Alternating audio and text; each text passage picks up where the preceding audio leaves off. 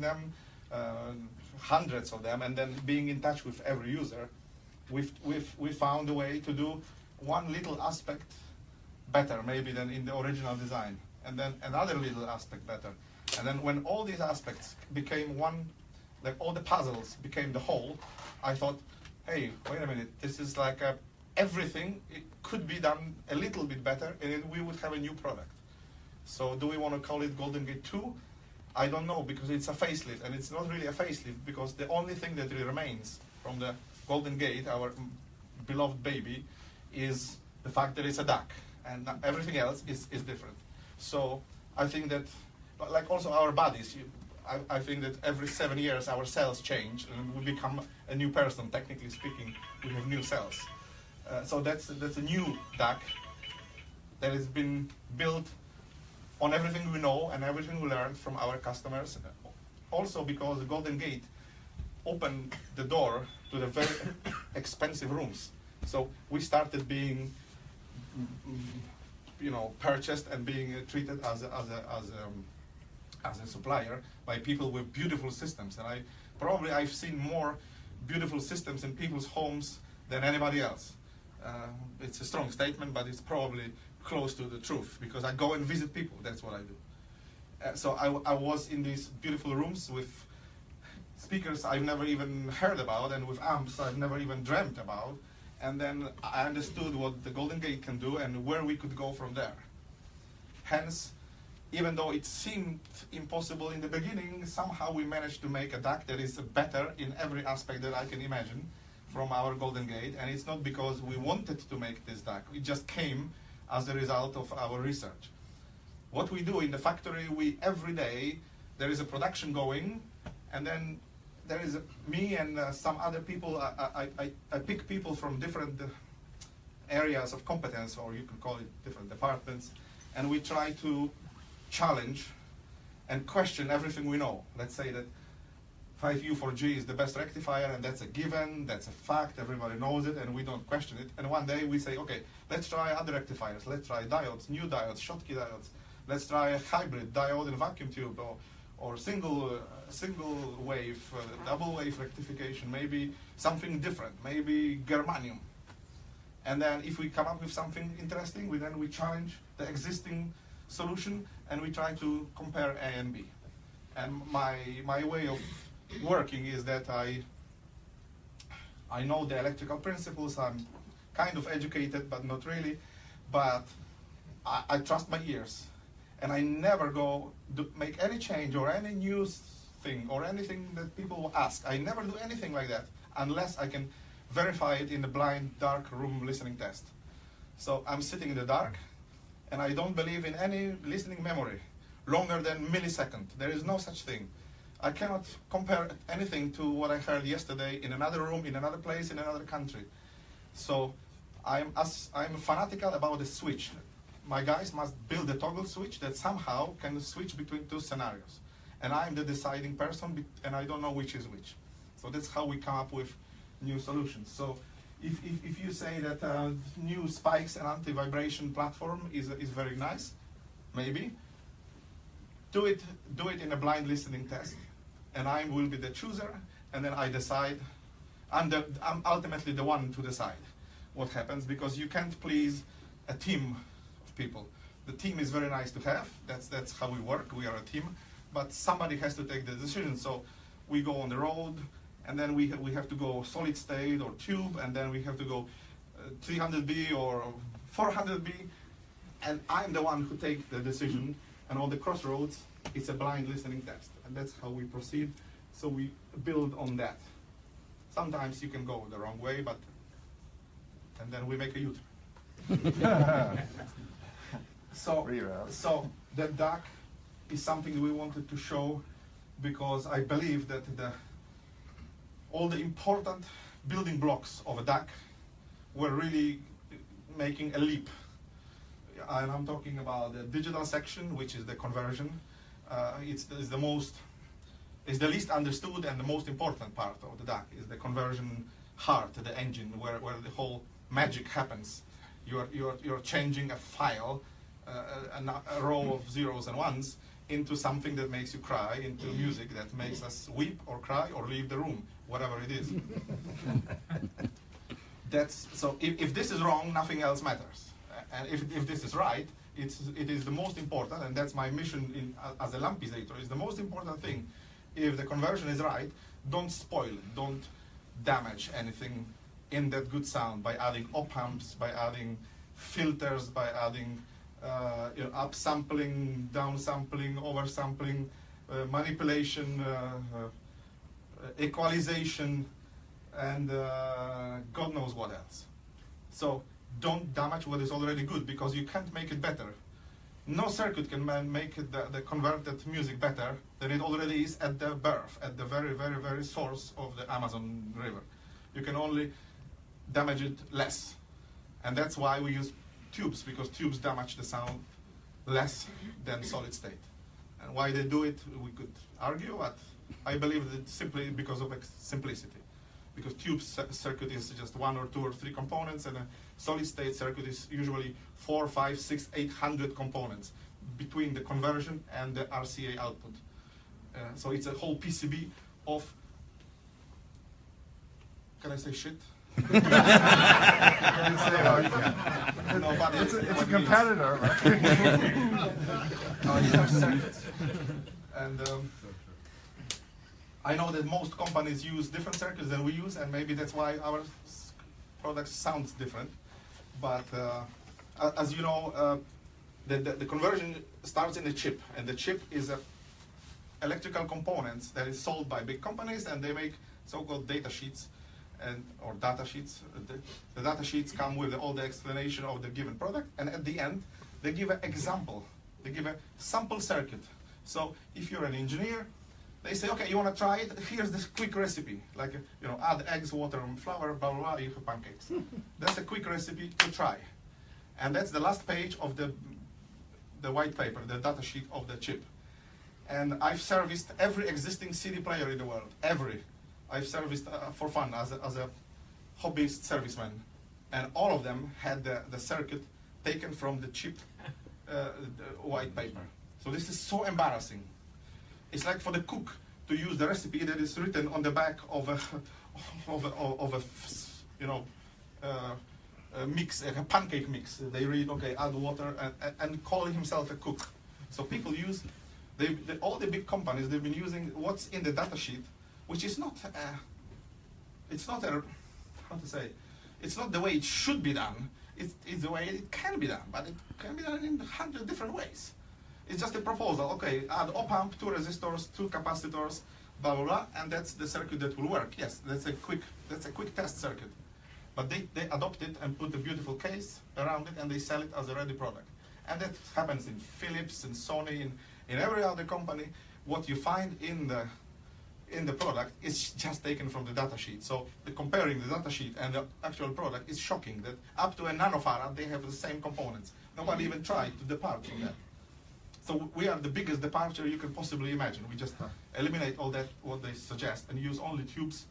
And we use the know-how from 1940s and 50s from Russia. And my audio teachers were from Eastern countries. They were Russian but living in Ukraine. It's a long story, but they knew something about circuits and tubes that today very few people know.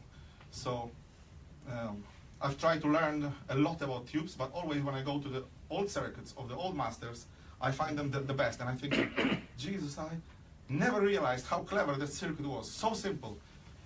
And I didn't know why they used it, but that's the way to use it, and that's how it should be done. So in the Pacific, we've added 2 little Soviet tubes to honor that, and they do something that Golden Gate couldn't do. They have the so-called dynamic load, so the anodes are running loaded by the dynamic circuit of another tube instead of a resistor or a choke.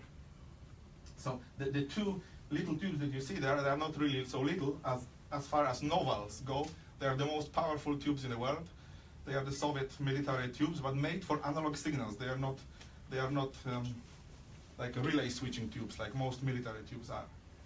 So that's the combination of the American tradition of the 300B and the DHT tubes, coming from 1914, 103 years ago. and the Soviet tubes that I like so much, but I can't use them on their own because they aren't good enough to be the triode, but they are very good to be in the supporting section of the power supply. So we've made a new digital section. We've made new analog circuit with these new tubes and a dynamic constant current source. We changed the tubes also I don't know how it will end up, but in the beginning we want to offer Pacific with the special tubes made by KR Audio. This is the Czech company run by an American citizen living in Czech Republic, the widow of Mr. Ricardo Kron. And I happen to live nearby. In American terms, it's 5 hours drive, so it's we're living next door to Eunice. So I go to Eunice and I know all her stuff, and I know the production, I know the facility, I know emission labs and the neighbors and all the guys in the Czech Republic who make tubes. And I love tube making. That's something so exciting. So we've been sitting with the engineers, and I say, okay, you have so many different variants, so many different models, and this model, like 242, is so dynamic, but then the 300B is so relaxed and easy flowing. And then you have 45 that does everything well, but not so really as well as the others. And they started explaining what's inside. And I said, how could we combine that? Could we make the 242 and then 300B? And like, what's the key to the sound? And they said, well, of course, the key is the zirconium, the artificial diamond. So it's a carbon kind of component. The zirconium, some rings are made with zirconium stone. So they say we cover our metal plate of anode with zirconium, which is almost like graphite, but better than graphite because zirconium is more rarefied, or I don't know the word. And then we have still the benefit of the metal plate, which gives the construction its structure. So I said, okay, so why don't you combine for me zirconium 300B? And they said, well, yeah, it's so expensive. It's like $6 more. So we can't do it.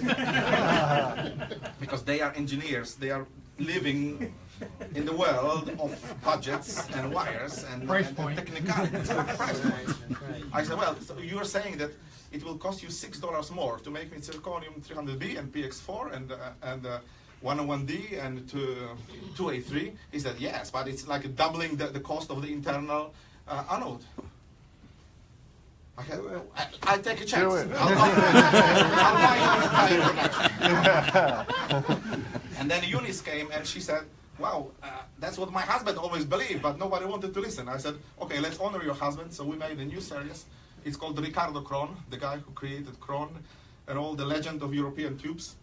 And he was a great man. Unfortunately, he passed away. Fortunately, his wife is better in business than he was. He was a chaotic, crazy madman, mad scientist. So we are honoring the Ricardo Kron line, and this special series is only available for us. So for the moment, in our DACs, we will use that, and probably also other tubes. We'll see how it goes. But unfortunately, emission labs is probably going to disappear because they were being acquired. So we will be left in the new production only with Russian, Chinese, and Kron. And what else? So, of course, we wanted to make it more beautiful, and that's the most difficult part because everybody has a different taste, and the gustibus est non disputandum. We don't judge or discuss somebody's taste. So I said, okay, let's give it a try and make it brass. I like the polished brass, and I don't like gold, and I'm not a particular fan of brushed aluminum. So the brass seemed like a nice proposition. Maybe some people will consider it too shiny. Then you can just wait a couple of years and maybe it will go. Stop polishing it. Yeah. Right now this is a pre-production prototype, so we polished it completely raw brass. But now in the production it will be slightly brushed and slightly sealed with transparent lacquer, so it will look more like a civilized product, not like this shiny object of desire. But I wanted for the show. I said, okay, this is the show, the Denver show, and this is the Florida show. You have to be flashy, like in the theater. In the Greek theater, people had high heel shoes and big eyelashes and wigs, and that's how you present yourself from a distance. So I wanted to be photographable, something that people will want to take pictures and post online and grow the legend. And maybe eventually we will also offer it in aluminum or in black for those who don't care about brass. But I like precious metals. I think that bronze, brass, this is coming back big time now. And working with real metal and not with coating or painting or any kind of fake finish. And also we've changed every element, the display, the volume control, the ladder volume control, transformers inside, the heater circuits are much more precise. Before we were aiming at like plus minus 10% of heater requirements for per tube, variation per tube, to keep the tubes live longer and be more happy. And also we will have a switch between every type of tube. So you will have a 101D, 2A3, 300B, PX4, PX25, everything will be switchable with a rotary switch. So we will try to honor these tubes much more than rather giving them like plus minus an okay heater current. And well, that's it. And can you talk about the uniqueness of the chip? Yeah, the chip is a unique chip, yes. I'm probably one of the people who know more chips than anybody else, because we buy, beg, borrow, and steal, and rip off old components, every chip we could ever find. So every chip that was ever used in the world of conversion, we've tried, and we have special adapter boards, and we can put in the same environment, we can put two chips and switch between them with a toggle. We can provide them with the voltage that they need. So we test them and test them and test them, and some of them sound great, but they don't work with USB. Some of them work with USB, but they don't do DSD. Some of them do this, but they all have pops and clicks. And you know, it has to be the chip that meets all the criteria.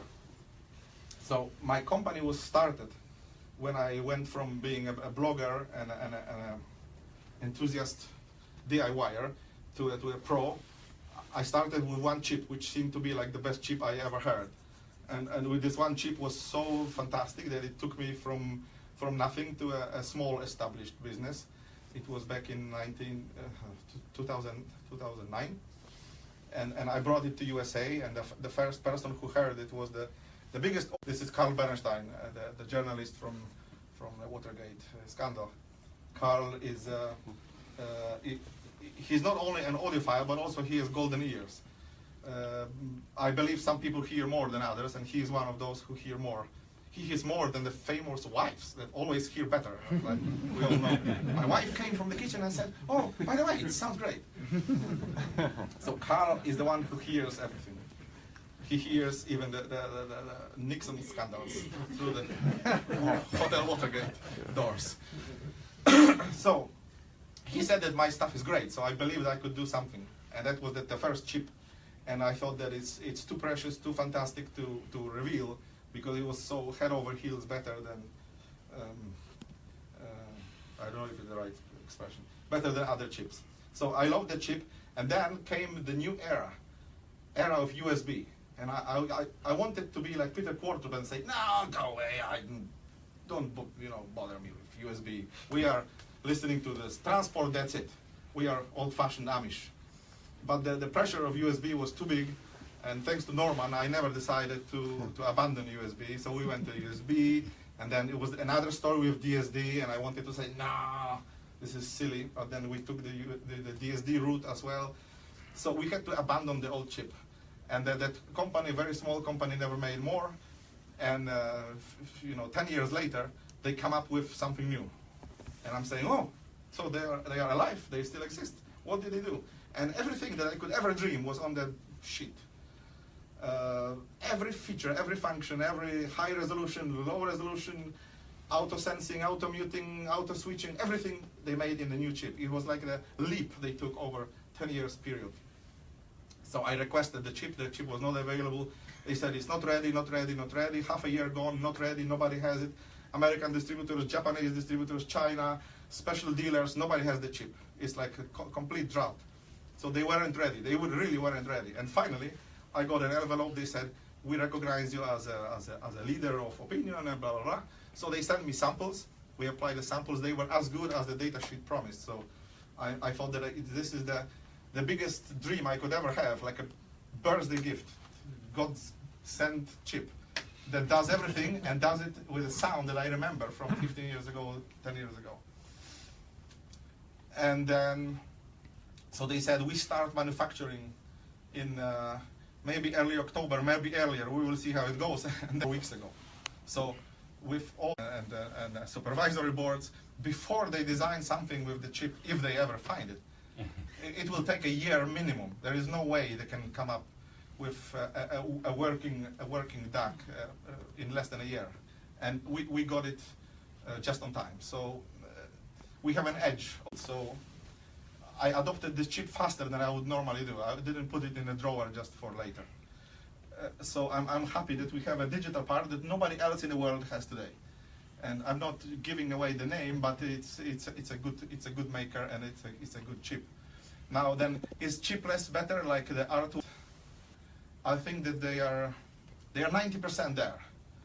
But to beat to make the ultimate product, we need a good chip, not R2R ladders, unless somebody takes them to another level of sophistication. But I work every day with R2R ladder converters that don't have a chip. They are just a board of resistors and a switching circuit. Are you talking about what PS Audio is doing now? Yes. We've been selling it for 3 years. And I love this solution, but it's not the ultimate solution. So this is like a very good car, but it's not a race car. And they have their limitations because this is very simple. You have a ladder of 244 resistors.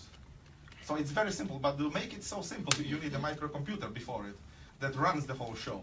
So you have a big FPGA chip that is doing probably 10 times more math than the DAC chip, in order to feed the resistors with spikes of current that will produce the spikes of voltage that will in turn produce the spikes of signal. And then they have to be filtered and they have to be upsampled very heavily, and they need to be to manage all the problems associated with that. But their philosophy is the more gates, the better decision making they can make. And yes, so we could, of course, we could have a theory, we could have the practice. Ultimately, I'll just listen to it. And I've heard the same DAC with R2R, the best R2R in the world inside, and it was good. But the one that brought me on my knees was that chip. So it was, in a way, it beat the R2R undeniably for me. Plus, it can do also DSD in the same shot, which R2R cannot. They have to process the sound. So you're saying it's FPGA? No. No? No. That's a traditional Delta Sigma. Okay. It's just very, very modern. Will that chip be in all of your DACs or just the Lampizator? I don't know. Probably yes. I'm moving very carefully because we can discover something we don't know. So I cannot endanger the existing line, because if I'm too quick and people will discover that on USB with Linux something happens, and then it's too late. But so far, I've lived with this chip for half a year. I never found a glitch. So probably it's good. How much time did you spend figuring out if you should spike it, if you should do more compliant, what holds the actual piece up, whether you should use more compliance? How long did you try different things, putting it under the DAC and seeing different changes in sound? Yes. The spikes are more or less for the show. So I found a guy who is like the Paganini of metalwork, and he can make anything. So he said, okay, I will show you a couple of footers. And those were the most shiny. So I said, okay, so for the show, I will use brass cones. But for the everyday life, I think we will sell them, it will be more like a little upside down cup with some kind of mineral inside, and then The picture. what's the the picture is the same. Yeah. What's this stone that you put on the roof? Slate. Slate. Slate. So there will be combination of slate and mineral and cone, but it will not be spiky. So it does, of course, it does affect the sound that you've heard. Yes. We even had different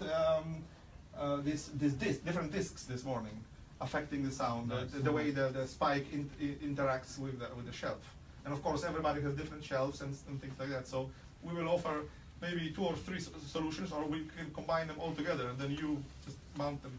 It's a male thread coming from the DAC, and you just put it on. So it will be easier than before. Before we were using roller blocks, which are good, but then everything moves. So if you push the button, the whole DAC goes like this for a couple of seconds. Scary. So roller blocks are my favorite, despite the fact that when you lift it, the ball comes out and the cat takes it somewhere. I use them at my house. I like the roll balls. Yeah. And of course, nothing stops us from using roller balls still under that. Excuse me, you were talking about USB and the pressure it is to have a USB interface. Yes. But I've been living for over 20 years with ST Glass, and I thought ST Glass was terrific. How come the industry abandoned ST Glass? I don't know, it was really expensive at the time. AT&T. Because for such a distance, you had to have transmitter and receiver that were built and meant for 30 miles, like a video transmission. So it was an overkill of connection, but it was good. But it Yeah. sounded the best. Yes. The interface sounded the best. Yes, Really. it was pretty transparent and also isolating. But I go with what people have. If people request something, I can adopt to it. But it seems that the world doesn't use transports with AT&T glass fiber. Well, like I said, it was abandoned by our industry years Yeah. ago. Since you said that, I also work with Toslink, and Toslink, believe it or not, is a great format. It's just implemented wrongly. So I discovered that Toslink is extremely, and I mean extremely sensitive to power supply parameters. And in most applications, let's say there is a DVD player, there is transformer and power supply next to it, and then there are ribbon cables and then traces going to the Toslink. And it can't work any good. So the wave looks like a spaghetti after that. If you bring even a 5-volt battery cell close to the transmitter, then it's so square, it's like if it's printed. No, it's unreal. It's how square it becomes. So with the good power supply, Toslink can be totally transparent. And then when we make this better power supply to the Toslink and listen, I could never, even in my fabulous listening room with all the lights off and my favorite song, and I couldn't detect when it is coax or Toslink. So Toslink can be 100% transparent. It doesn't need to be AT&T, but bad Toslink is horrible. It's more than horrible. It destroys the signal.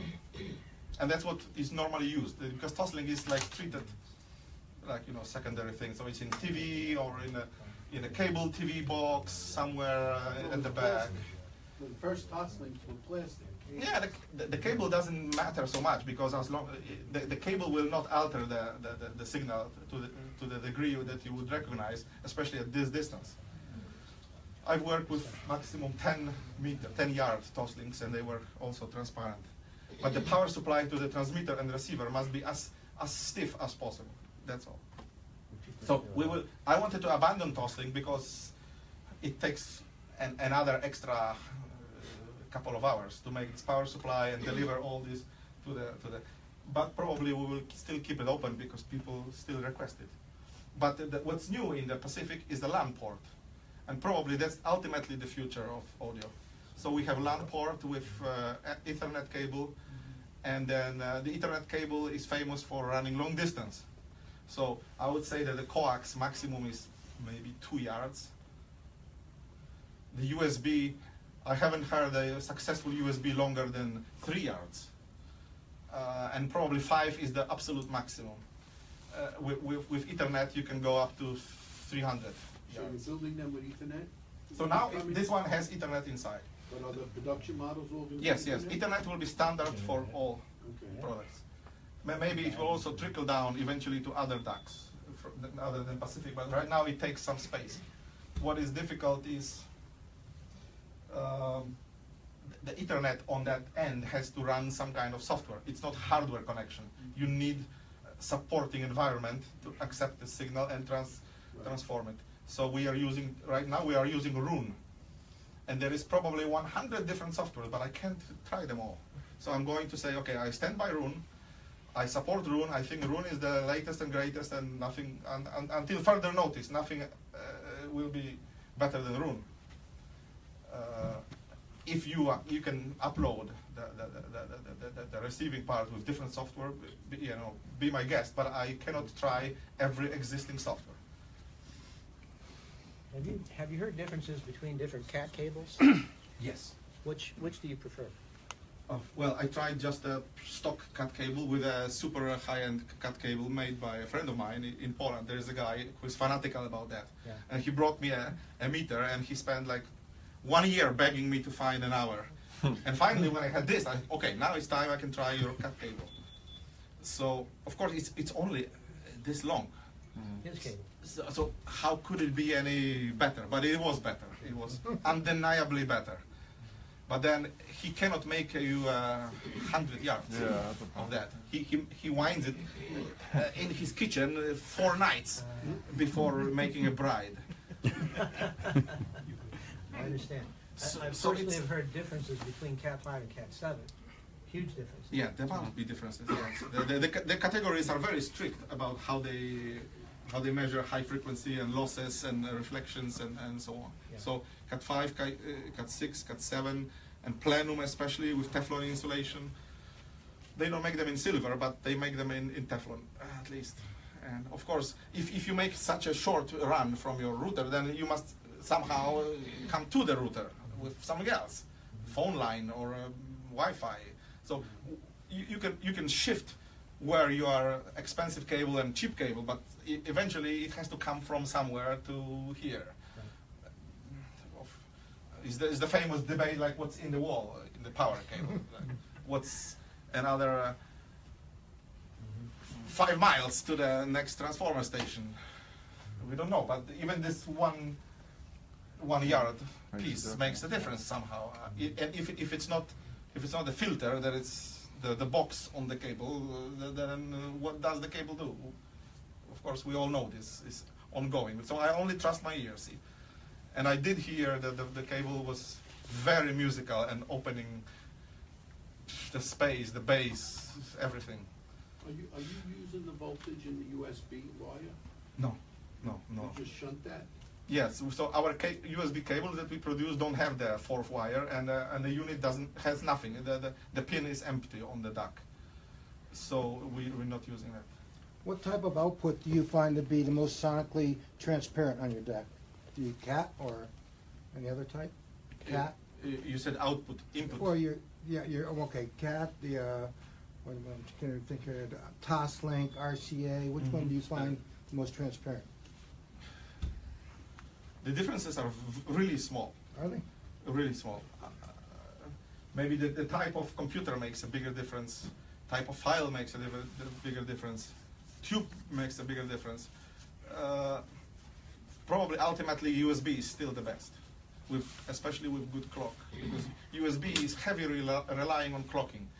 You can have Toslink and SPDIF or AES EBU without any clocking at all, because one clock is enough for the whole system. But in USB, the continuity of clock is broken, because USB is sending data in packets. So instead of feeding you like SPDIF constant row of zeros and ones, USB is waiting, and when they build a packet of, I don't know, whatever, 1 megabyte, they say, ship it in one shot. So when you take oscilloscope and look at USB, it's very misleading, because you see, okay, there's nothing. This pin is silent, pin is silent, pin is silent. Where is the data? They are all silent. And then you change the resolution on the scope, and you see the line is so long, and the packet is so short at the end. And so there is silence, and then a short packet. And they send the packet as fast as they can, in the fastest way. So to fill this whole thing, you would have to send a high-resolution video. But if it's audio, they don't spread it over time, they send it in a short packet. So the receiving end has to take the packet, put it in the memory, then use another clock, and then according to the timing of the music, release it bit by bit. So USB is heavily depending on what's in the DAC, clocking the signal. Otherwise, other products don't, other means of transportation than USB don't need that. So this is the only case where the second clock is needed, not only in the transport or in the CD player, like that fabulous esoteric, but also in the DAC. But still, I don't know why. If you reclock everything and you buffer and store in the memory and release again, so it's like born again, fresh signal, why do they sound different with different USB cable and different computer? That's beyond me. I mean, Just rebuilding the DAC. Through the clock, it's right? totally rebuilt. It's totally rebuilt. It's built from scratch. So it's changing the packet. And as it there's sends no it. continuity between the zeros and ones. Yeah. And then you use a silver USB cable and you go, wow. So what's going on? This is totally beyond me. Word It's- clock has its own shape also, and if you run into edge detection, all these things, it alters the symmetry of the signal. So you could have one thing with a little faster rise time, another signal with a little faster rise time. It gets to the same point, but the shape of the resultant is dependent upon the word clock's operation. Yeah, so you're just saying we need a bigger magnifying glass to understand what's happening. No, you need because- word clock in and word clock out, and then a bunch of different word clocks so you can drive yourself crazy. Yeah. So in the Pacific, we found the one clock that is not technically better, or it's not more pretty, or it doesn't have a better shape. But one clock makes a difference. So we chose the clock. Yeah, so even different brands of clocks sound differently, even with the same accuracy and the same specs and data sheet. So we found this Italian brand that makes it somehow, I don't know, it's a sexy, juicy sound that we like, not dry and sterile. So for the moment it's prohibitively expensive, so it's only for the Pacific. It's not going to trickle down, but maybe eventually we'll come up with our own DAC, our own clock. We're learning about clocks right now. And that's it. Our company is 10 people with 40 vendors around in central Poland, let's say. I like meeting people and talking about products that they make for me. So I don't buy from far away. If I can, I stick to Poland and the people who are supporting me with ideas and also with credit if needed. So we have 40 vendors, 10 people on board, plus myself, and my wife does photography and all the artwork.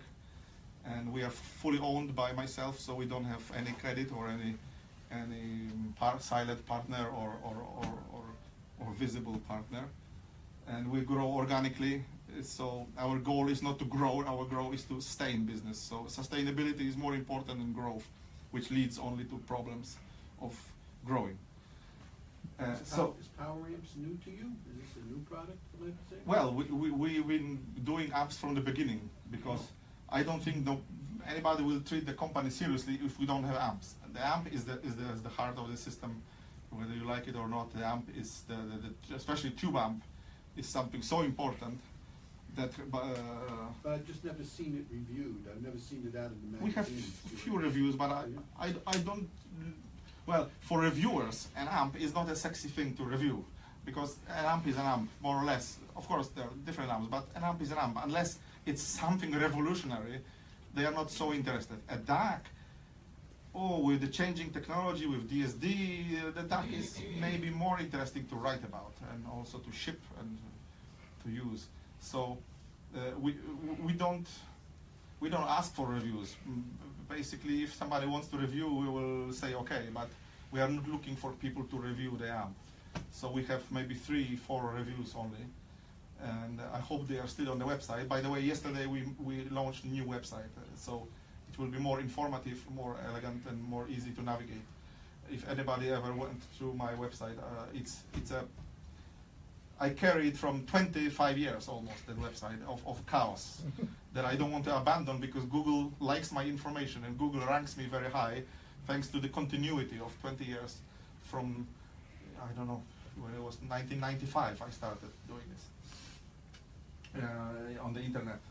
So I had to keep the old website, and new website will be hopefully better.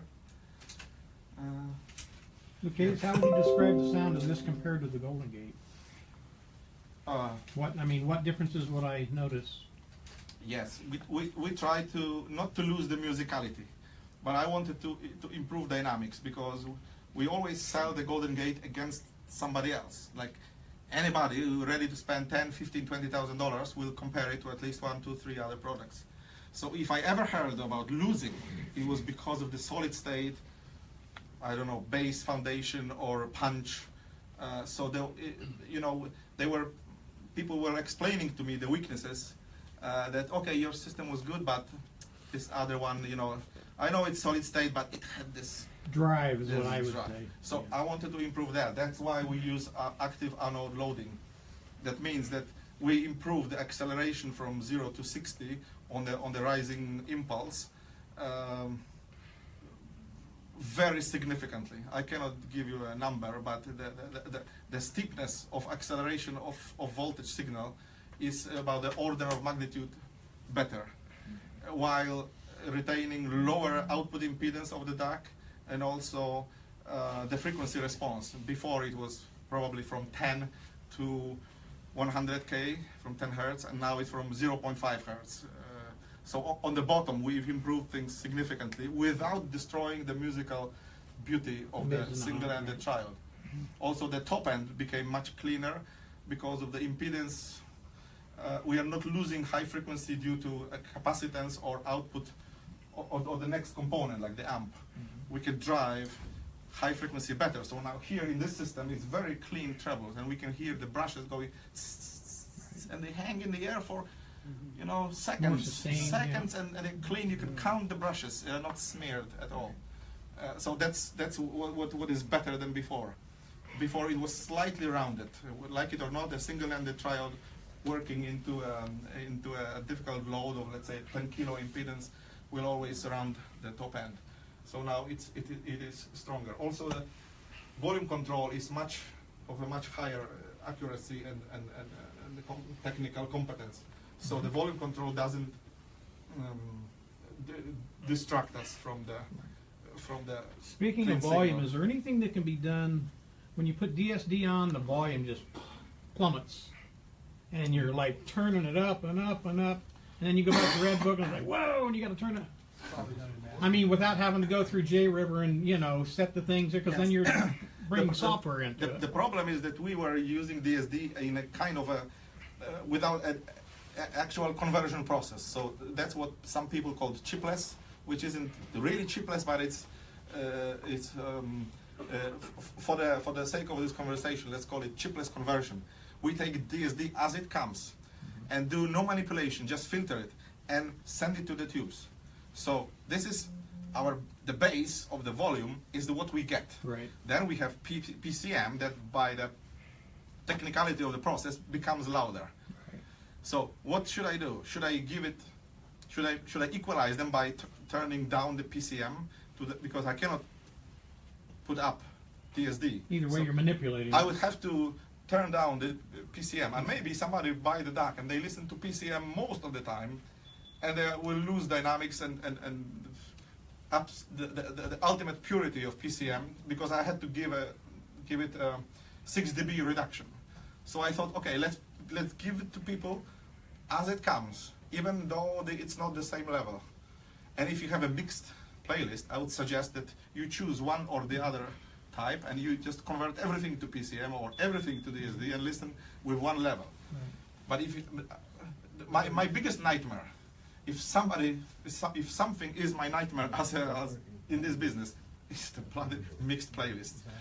They're killing me that people have playlists of WAV, IF, MP3, DSD 128, this and that, and then they want to use DSD 512 with the mixed playlist and with the mixed family of clocks, the 44 and 48 family.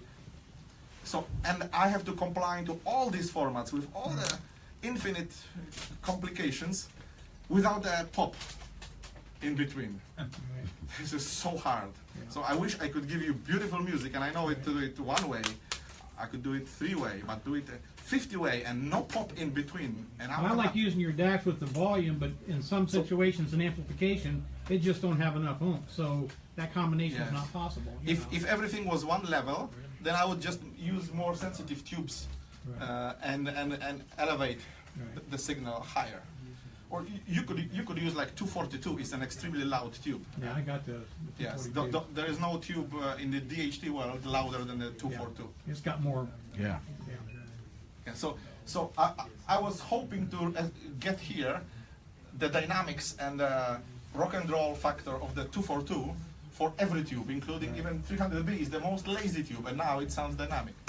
So in this DAC, any other tube will sound even more dynamic. The 300B is the ultimate lazy, slow blues tube. Right. With a beautiful sound, but not rushing anywhere, going slowly. I love the 242s. They got more 242 is like this. Yeah. Big, fast, dynamic. Yeah. That's what it does. So I wanted to combine that. Somehow you have both, best of both worlds, while still using the 242. When do you Thank you. expect to go into full production? As we speak, my guys are preparing first 20 units, but they are already sold. So the second 20 will probably be 6 weeks from now, Okay, so you maximum you're 8 ramping it weeks. up. Okay. Yeah, because we had to see the people's reaction and hear this in other, because that product we didn't hear in many other systems. I have 4 systems in the factory: electrostatic system, solid state, electrostatic, mini monitor system, open baffle system, and horn system. But it's all in my factory, in my room. To hear it in many different configurations, like the Denver show or Mike's show, and I have to keep my ears open if we can go full production or should we make last minute changes. So we are stocked with parts till the end of the year, and we can probably output in this level of complication maybe 2-3 DACs per week, because we have obligations also for other products. We make speakers, cables, amps, computers, and stuff like that. What's the price point of this DAC? So the cheapest one is 22,000 euros. The most expensive version is 29,000 euros. So it's 1.1 more in dollars today. And to the old users, we offer a special package. So people with the golden products, so Golden Atlantic or Golden Gate, can upgrade for 100% of the list price value of what they own. So if you own any DAC that you just, I don't know, you inherited, I don't care where you bought it and for how much. It was listed for $15,000. We offer you $15,000 trade-in. Very generous. For the Pacific. Yeah, that's a In great the program. non-golden series lot, so the so-called Big 7 or Level 4, we will use a depreciation, which we set at 1% per month to make it easy. So a 3-year-old DAC will be depreciated 30% as a second-hand product. Is this available balanced? Yeah, this is balanced. This is four output tubes, means one monophonic amplifier per phase, independent.